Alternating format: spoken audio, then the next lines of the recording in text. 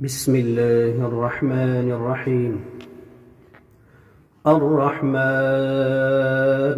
علم القرآن خلق الإنسان علمه البيان. الشمس والقمر بحسبان والنجم والشجر يسجدان والسماء رفعها ووضع الميزان ألا تطغوا في الميزان وأقيموا الوزن بالقسط ولا تخسروا الميزان والأرض وضعها للأنام فيها فاكهة والنخل ذات الأكمام والحب ذو العصف والريحان فبأي آلاء ربكما تكذبان خلق الإنسان من صلصال كالفخار وخلق الجان من مارج من نار فبأي آلاء ربكما تكذبان رب المشرقين ورب المغربين فبأي آلاء ربكما تكذبان مرج البحرين يلتقيان بينهما برزخ لا يبغيان فبأي آلاء ربكما تكذبان يخرج منهما اللؤلؤ والمرجان فبأي آلاء ربكما تكذبان وله الجوار المنشآت في البحر كالأعلام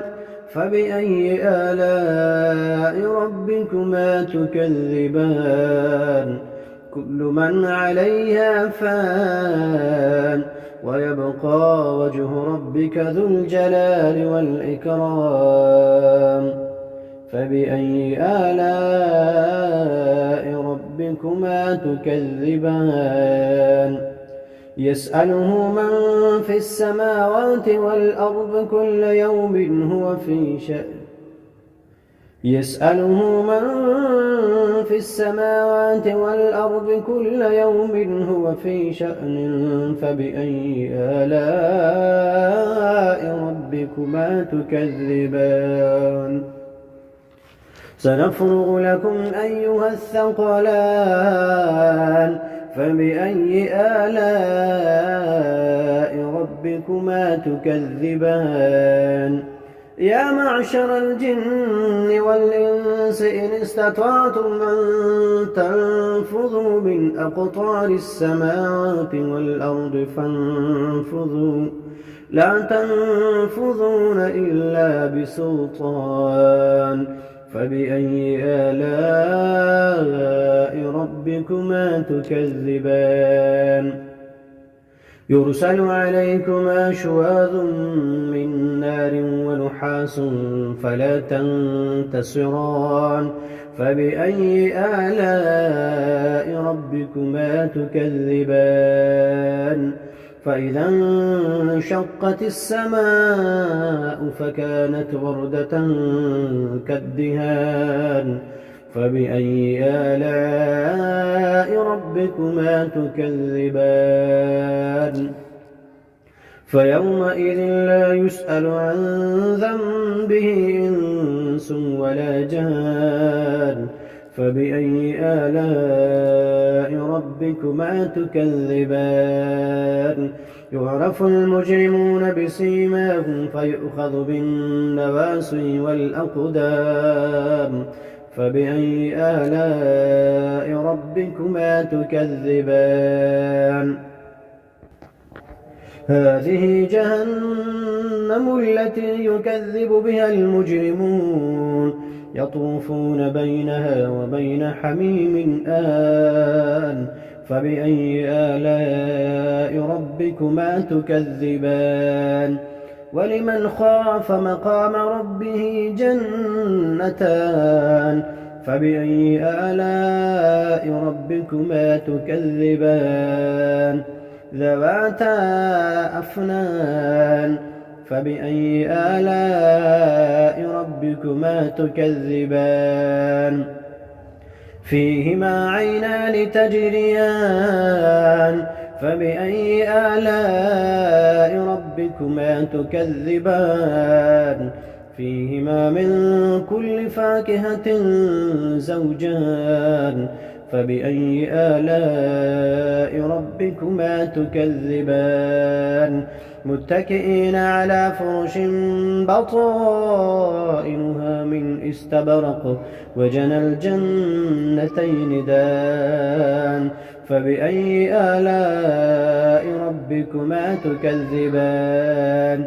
فيهن قاصرات الطرف لم يطمثهن إنس قبلهم ولا جان فبأي آلاء ربكما تكذبان كأنهن الياقوت والمرجان فبأي آلاء ربكما تكذبان هل جزاء الإحسان إلا الإحسان فبأي آلاء ربكما تكذبان ومن دونهما جنتان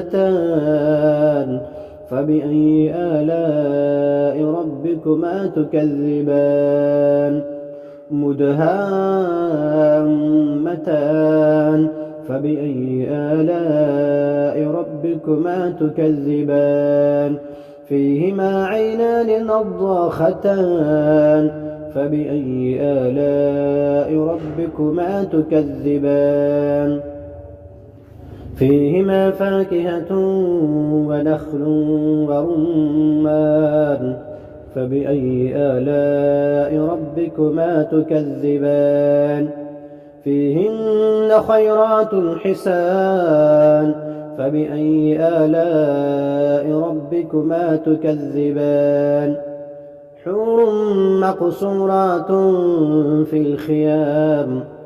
فبأي آلاء ربكما تكذبان لم يطمثهن إنس قبلهم ولا جان فبأي آلاء ربكما تكذبان متكئين على رفرف خضر وعبقري حسان فبأي آلاء ربكما تكذبان تبارك اسم ربك ذي الجلال والإكرام